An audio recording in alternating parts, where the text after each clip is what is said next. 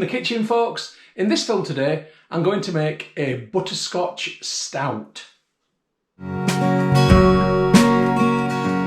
So let's have a look at those key ingredients.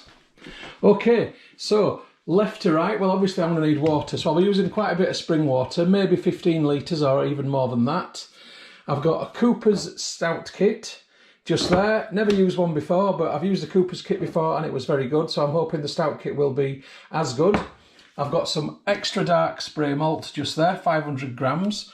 My butterscotch is coming from Simply Syrup Butterscotch flavour, and if it's anything like the other Simply Syrups I've had, it will be wonderful, but very sweet. I'll come to that in a minute. I've got some dextrose monohydrate brewing sugar, which I'm just going to add a little bit more in, just to bump up that ABV, because I would like it to be a nice strong stout.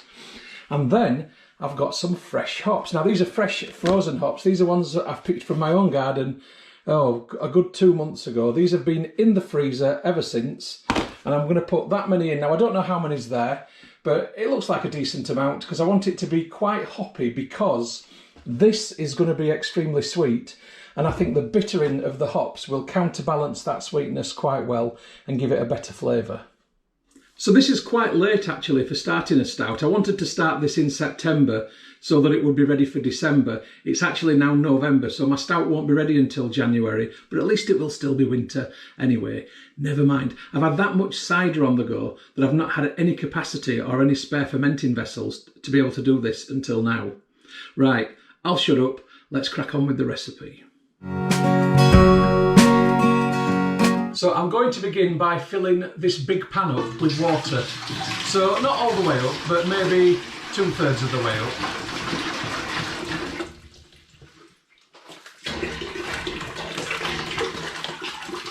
So I'm using spring water because the tap water in Leeds where I live is a bit chlorine-y, and I've had spoiled brews before because of that.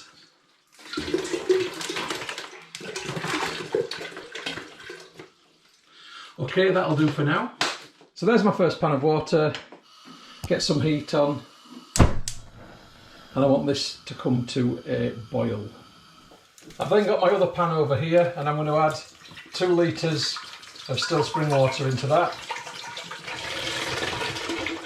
Alongside that spring water, I'm going to add this butterscotch syrup. Oh, it smells absolutely gorgeous. Oh, I've got to have a little lift of that.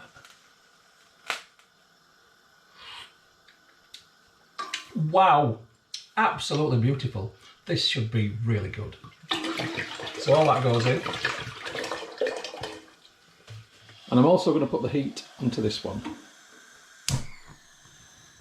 So right now it's just a case of playing the waiting game. I'll be back in a bit. Okay, 20 minutes later, and the butterscotch is now at a boil. That's great. So I'm going to turn that right down. As for the water in this pan, that's still warming up, but we get in there. So I've got my extra dark spray malt, and I'm now going to add that into this pan. And I want it all to dissolve in there.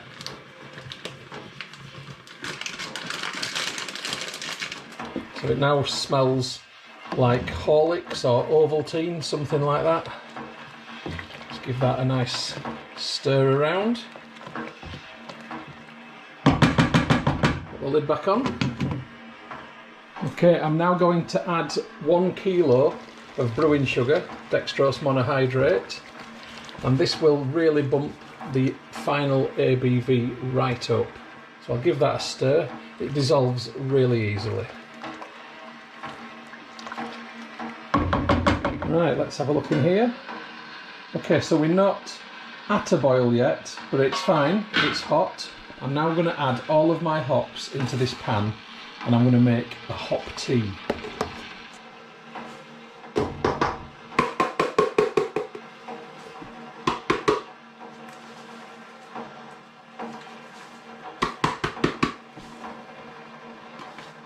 So that's all of my hops in the pan. Stir them in, get them to sink down. I definitely want these to come to a good simmer now, because I want all the juices and oils to be extracted from them. So lid goes back on. And it's just a case of playing the waiting game with that one. Right, let's have a look at this stout kit. So it says on the side it makes 23 litres, and that's probably what I'm going to be going towards in the brew bucket, 22, 23 or something like that. Like I say, I've never used one before. Great tasting beer in 4 simple steps. Mix, brew, bottle, enjoy. Gotta love those Aussies, haven't you? So I'm going to try and get into the kit. Here we go. So the plastic top bit just comes off. This is the brewing yeast, 7 grams of yeast. It probably won't say what sort of yeast it is, they don't usually do. 21820R007, if that means anything to anybody. In fact, I'll turn it the right way around for the camera so there you can see what the yeast actually is. Right, I've now got to try and get into this tin. This is always the hardest bit, which it shouldn't be. Oh, we've got a grip. Right. Oh, that's going quite nicely. I can smell it immediately. Really dark, toasty smell. Yuck. Look at that. I always seem to struggle a bit getting this out of there, and somebody did suggest to me to put this in hot water before pouring it, and that's probably a very good idea. Unfortunately, I'm not going to do that today because I've got this still over the steamy water, so I'm hoping that if I go like that it'll sort of come out over time. Let's see what happens. In fact, it's a bit easier to do it like this. So it should, in theory, trickle through the holes in the colander. This is probably a really bad idea, actually. I'm already regretting it. Never mind. Yeah, can I just say, don't do the colander thing. It's a really bad idea. Never mind. I'll get it in there eventually. You learn by doing, you learn by brewing. I'm just putting some boiling water in this to loosen up the stuff that's stuck around the edges. I'm going to cover that over. And now, using oven gloves, I'm going to quickly pour that into the pan so it's all in there. So now this pan contains the butterscotch, spring water, spray malt, brewing sugar, and finally the Cooper's Stout kit, and it just about has all dissolved enough. It feels slightly thicker at the bottom where some of the syrup will have settled, but overall that's not bad. And I want to leave it on the heat, on a very low heat, for 20 minutes, and then I want to turn the heat off and leave it to completely cool overnight. Now, as for my hoppy tea, well, the water's certainly boiling underneath that, and it absolutely smells really hoppy. So once again, I'm just playing the waiting game. This one, in 20 minutes time, I'll turn it off and leave it to cool overnight. This one, I'm going to leave it to simmer for a good 30 to 40 minutes. Then I'm going to turn it off and leave it to cool overnight. And the reason I'm leaving it to cool is that my fermentation vessel is a plastic bucket and I don't want to be adding hot water into that. Right, 20 minutes later, let's have a look at this. Yep, that's completely and utterly dissolved. It just feels like a wholly thick liquid, but definitely no tarry stuff at the bottom. So that one now is done. So heat off, and then I'm just going to leave the lid on so it cools down overnight. Let's have a look at the hops. And yeah, that's simmering nicely. So what I'm going to do is use a potato masher to just mash these about a little bit and get some of the juices out of them. I mean, it's definitely releasing the juices because I can smell it. I think this will have a really nice bittering effect because the syrup will be extremely sweet. And I know, yes, it's very steamy. 20 more minutes. All right, this has been simmering away for a good 40 minutes. Let's have a look. Oh yeah, that's a steam fest. Right, let's get that heat off.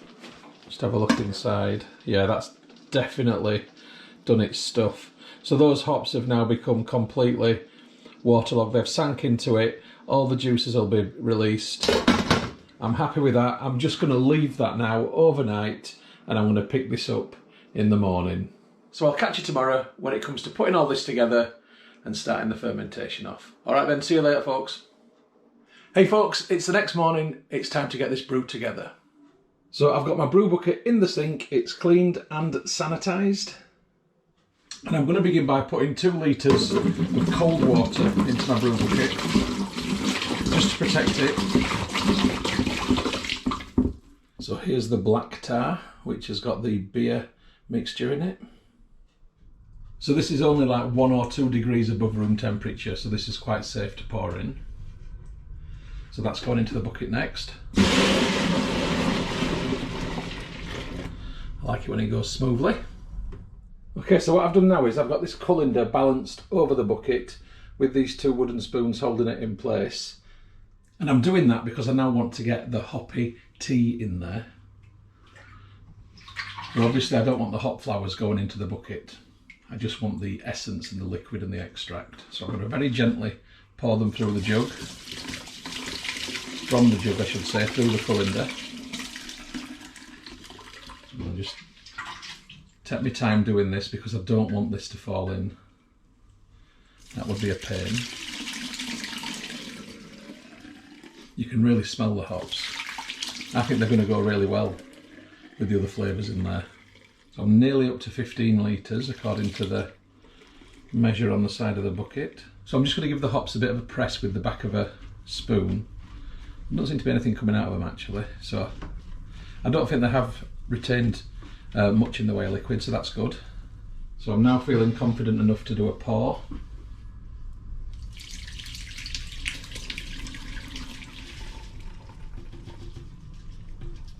That's it, just a few hops left in that pan. The liquid's out. So again, I'll give them a press.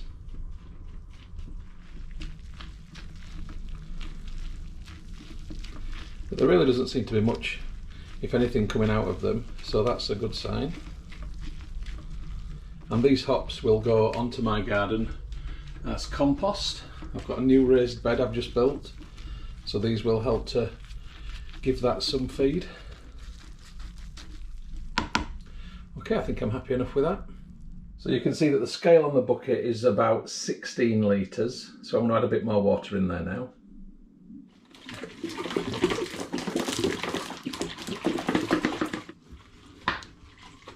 So that's 2 litres, and I'll add another 2.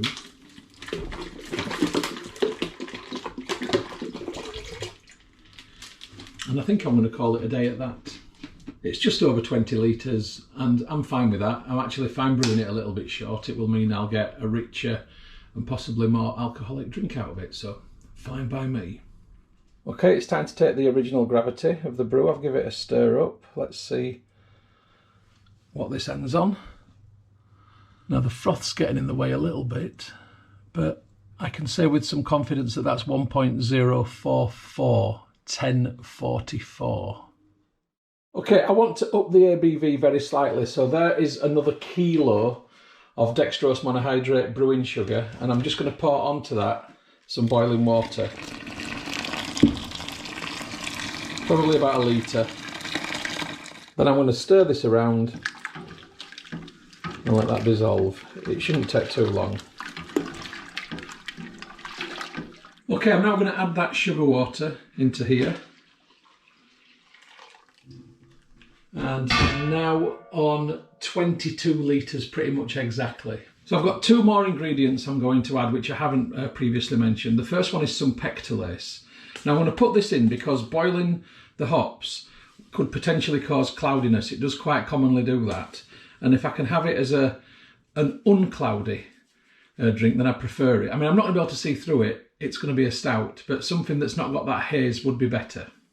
So there's kind of 2 levelish dessert spoonfuls of Pectolase gone into there. I'm also going to add 2 dessert spoonfuls of yeast nutrient, which I probably don't need to add because the kit will be very nutritious, but I'm going to do it anyway. I don't think it will hurt. So I'm just going to stir it around now because I want it to mix very consistently, so when I do take the gravity reading that it is accurate to the sugar content that's in there.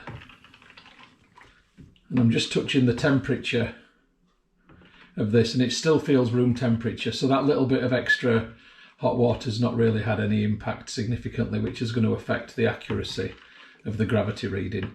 I'm fairly confident that this is pretty much what the room temperature is. Right, let's take that gravity reading.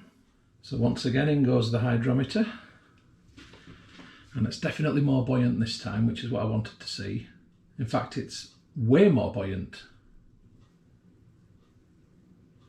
I wonder if the bubbles were holding it back before.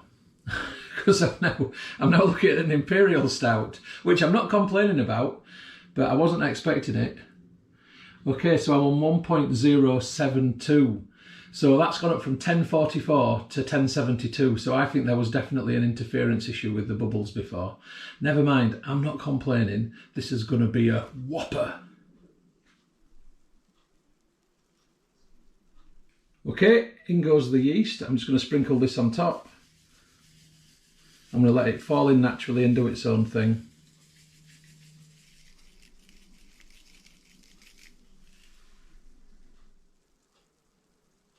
Right, I've got the bucket now on the drainer, out of the sink. Time to put this together. So we get the lid in place and snap it down. It's got a very good tight seal, this bucket. Really good. Which one is it again? It's a Rich's. I've used it a couple of times now and I've been very impressed. So yeah, Rich's buckets, my recommendation. I'm going to pour a tiny bit of water into the airlock. Get the top on the airlock. That's it. Right, let's have a look at it. So I've now got it in the bucket. I've labelled the top. I've got today's date on there. I want to call today's date brew day 1. Yesterday was recipe day 1. Today recipe day 2 and brew day 1. The original gravity of 1.072, and I've just stuck a little thermometer thingy on there so I can monitor it, because with it being winter I don't want it to get too cold, and I can put it on a heat mat if I need to. And when I say winter, I know technically it's autumn. Anyway, the next bit of film that you see from me in this film will be when fermentation begins, so hopefully later today, and if not tomorrow. So I'll catch you then, folks.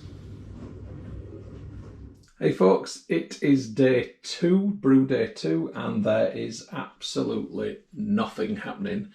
Even worse, the temperature has dropped to 16. We had frost overnight outside. So I think I'm going to have to move this into a warmer room. Okay, so this is my warmer room. So let's see what happens now with this. See if I can get that temperature up. Up here above the bucket, the temperature is 21. So down here I would expect it to probably be about 19. So hopefully this will be enough. Fingers crossed. I'll give you an update later. If this doesn't work, then I'll be getting the heat pad out, but let's wait and see first.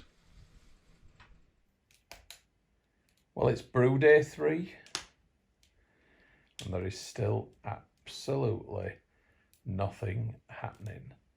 The temperature in the room is 23. Temperature of the stout is somewhere between 18 and 20. So far, no bubbles. Well, it's brew day 4. 6 o'clock in the morning, just got up, just came downstairs. And this has begun to happen. So presently I'm getting about 1 bubble every 40 seconds or so, a big gassy bubble like that. But it does mean that fermentation has begun, and I'm very happy with that. I think the delayed fermentation is very possibly down to either the temperature or possibly the fact that the syrup that went in there contained preservatives, which I thought I'd boiled off, but maybe not. Anyway, I'll give you further fermentation updates in a day or two's time. Well, it's brew day 6 and I'm getting a nice big gassy bubble about every 8 seconds or so. Let's just have a look. Now you can clearly see above the handle there is a Krausen ring on the plastic, so it has risen. It has formed a nice Krausen in there and it's fermenting nicely. The temperature has remained somewhere in between 18 and 20 all of the time. And I'm quite happy that this is now going well. So unless anything dramatic happens, the next film from me will be when it comes to racking. See you then.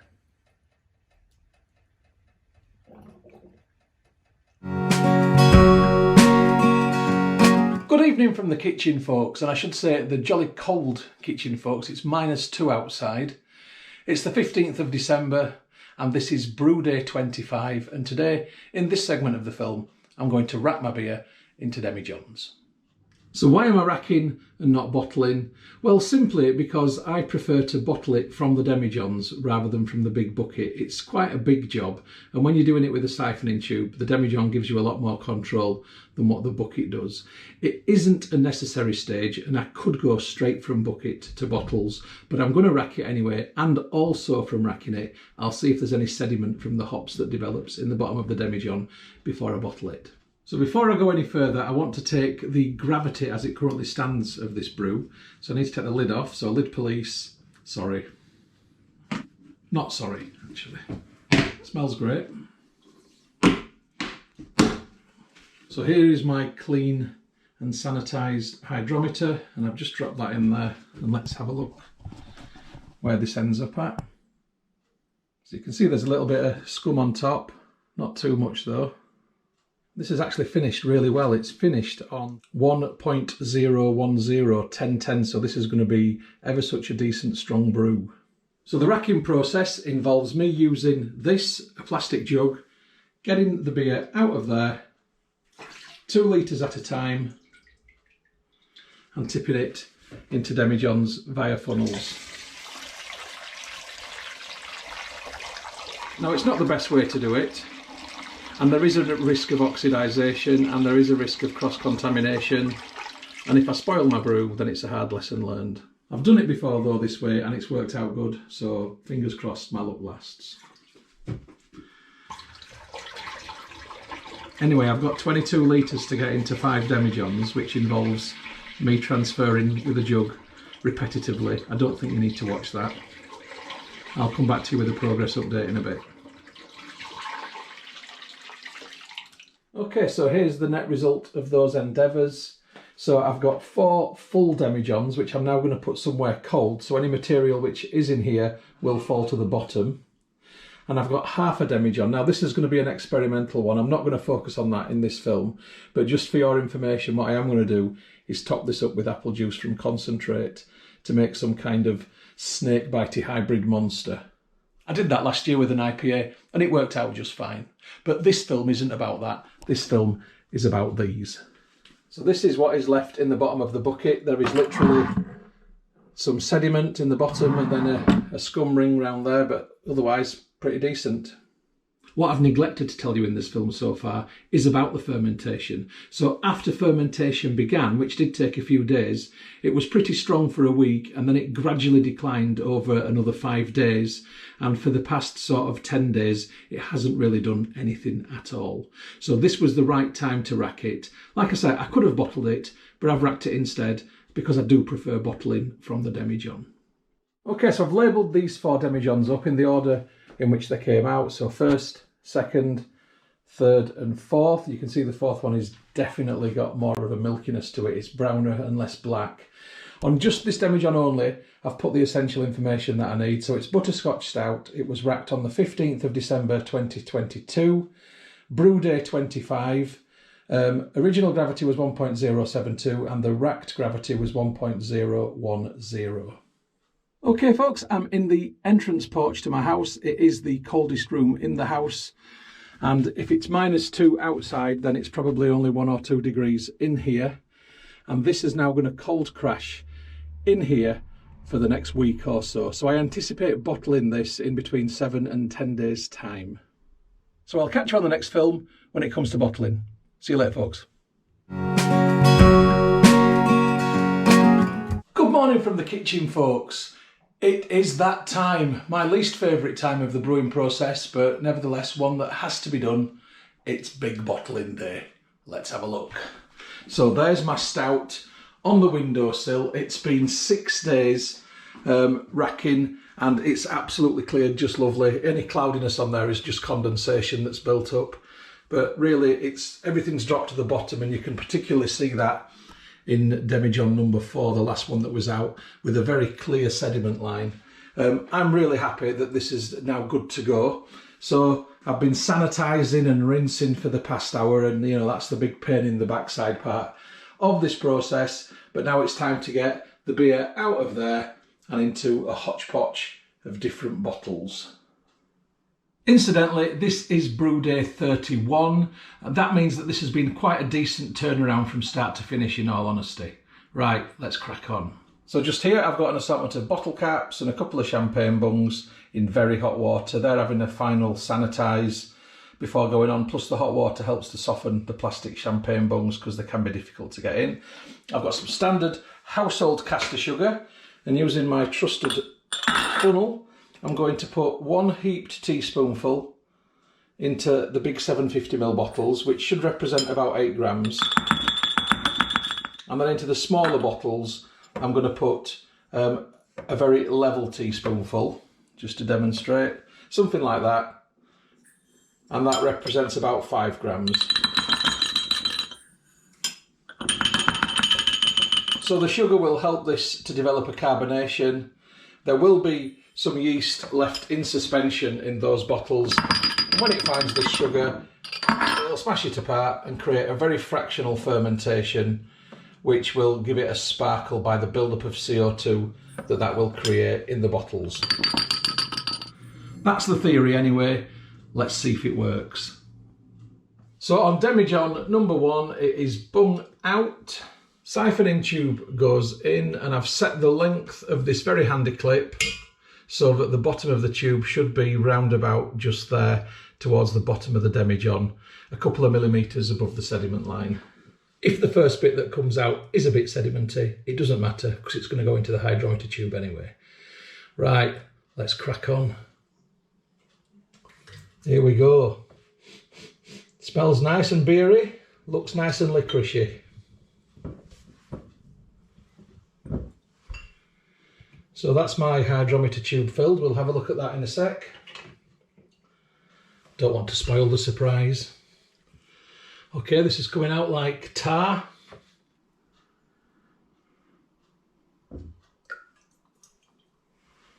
So as you can see, I've got different kinds of bottles here. I've got champagne stroke prosecco bottle, I've got the classic flip, and then I've got standard beer bottles of different kinds, different sizes, shapes and colours. I'll talk more about them as I go through them.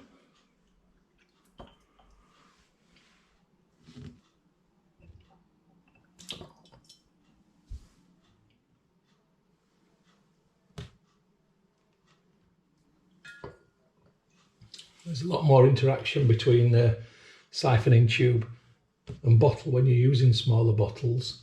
I'm used to doing this with 750ml, so I've got to really keep my eye on this so nothing floods out.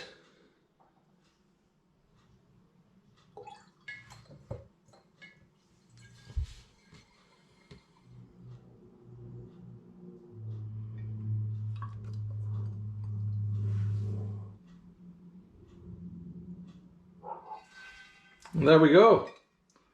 Okay, I've managed 7 bottles from that, and I've got a half to continue with the next Demijohn very shortly, but let's get these bunged, etc.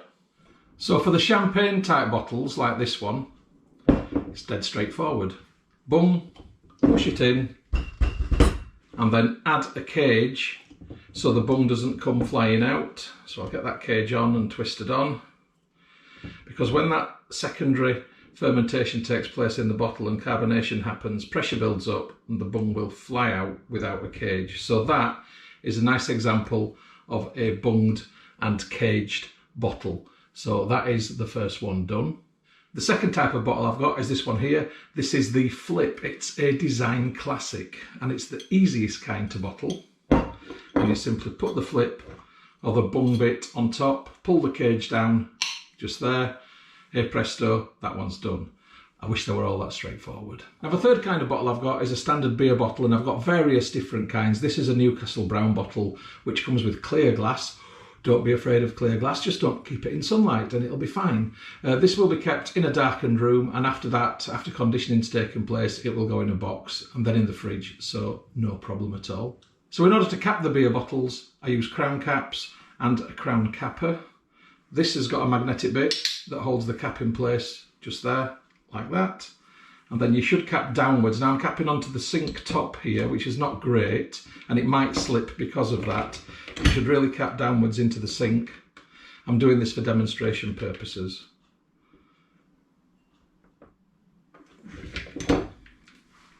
And you can see that that has capped nice and evenly. It's worked really well.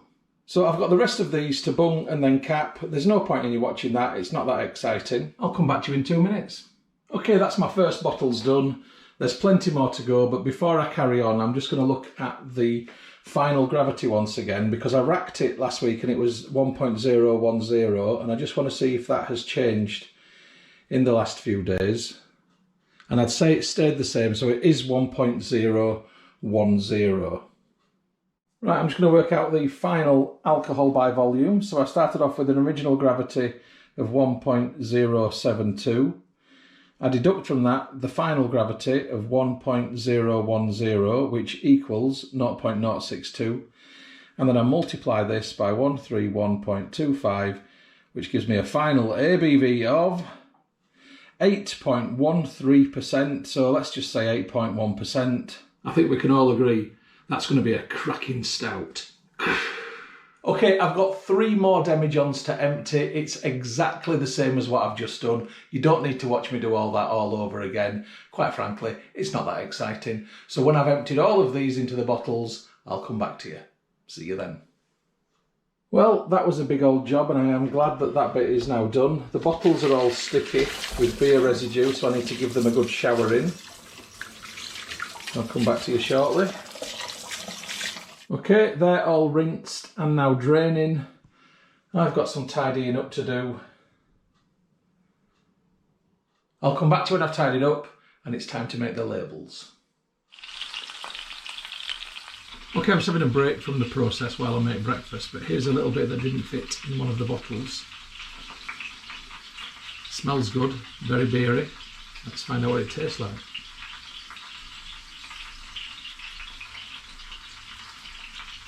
Whoa, that is... God, this is a real battle of flavours going on here, actually. Left and right. It's dark, like black toffee. It's drier than I anticipated it being, but then it has a nice sort of rounded, sweet butterscotch flavour which comes in right at the end. It's not immediately obvious, actually. I'm surprised. I thought butterscotch was going to be the dominant flavour, and it's not. So I'm really interested to see how this will turn out after conditioning. Anyway, I'm going to enjoy this. It'll go well with breakfast. So I have this Fomemo Bluetooth printer. It's a model M120, if anyone's interested. Just bought it from Amazon, and I'm going to print my labels from my phone via the Bluetooth printer. Here we go.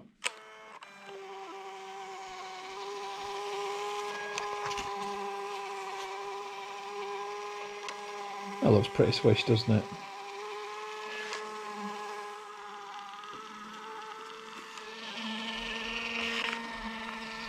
I'm happy with that. Right, let's get these labels on. The thing about doing bigger brews rather than just demijohns is the fact that everything's scaled up and all those repetitive jobs become even more repetitive, which is one of the reasons why I try and avoid big brews if I can. This year I've done more big brews than ever before, but it's not something I like to do. And it's been because I've had, well, from this perspective, I've had a kit to use up, but I've had such a good apple season this year that I've been forced to do bigger brews. But I look forward to going back to smaller demijohn brews, in all honesty. Anyway, this is going to take a while. I'll come back to you in a bit.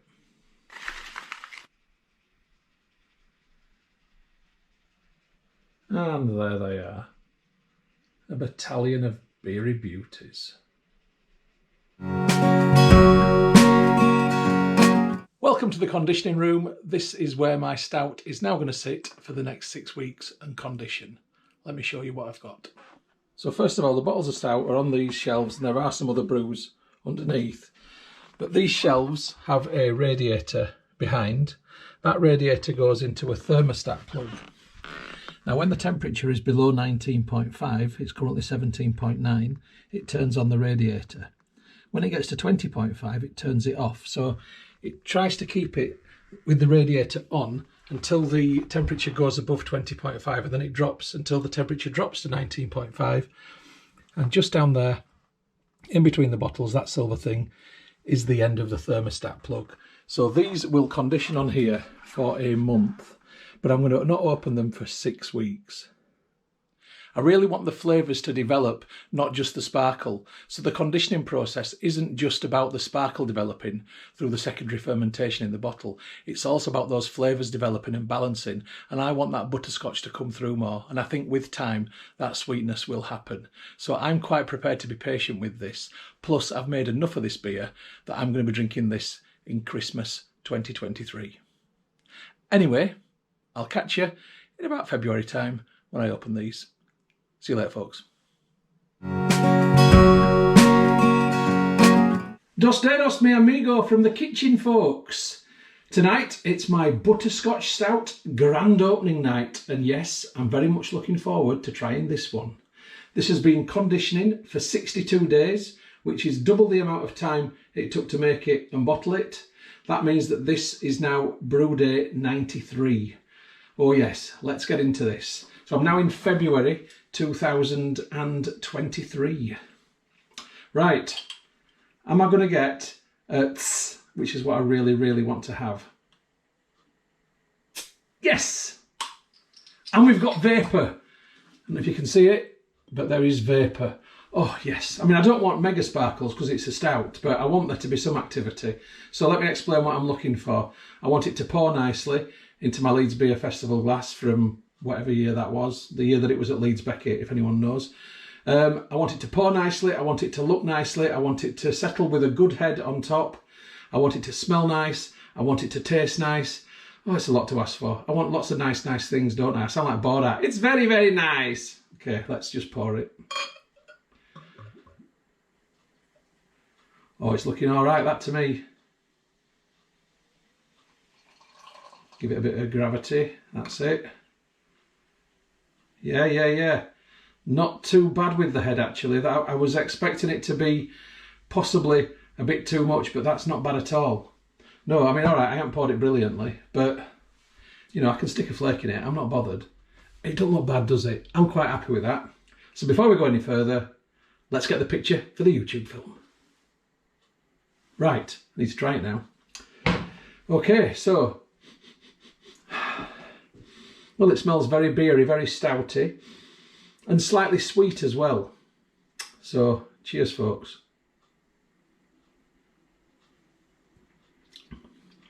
Oh, wow, that is complex. It's got everything from licking a coal-face wall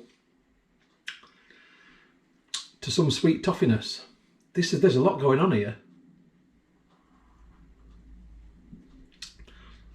I mean, literally, if there was such a thing as a toffee coal mine, this would be it. Yeah, it's got that really dark bitterness from the stout, and it is bitter, and that's the amount of spray malt that went into it, for sure it is. But do you know what? That butterscotch, I should say, sorry, gives it a sweet finish. It's almost like a little bit of a pudding.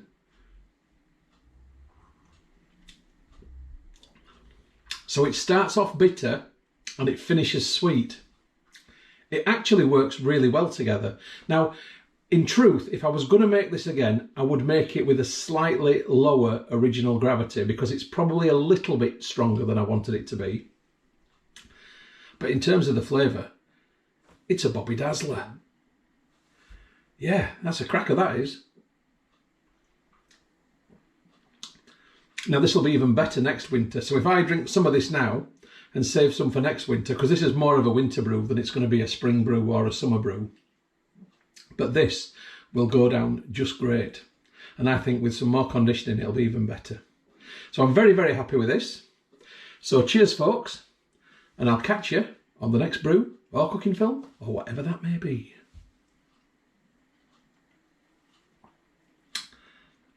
Yeah, I like it.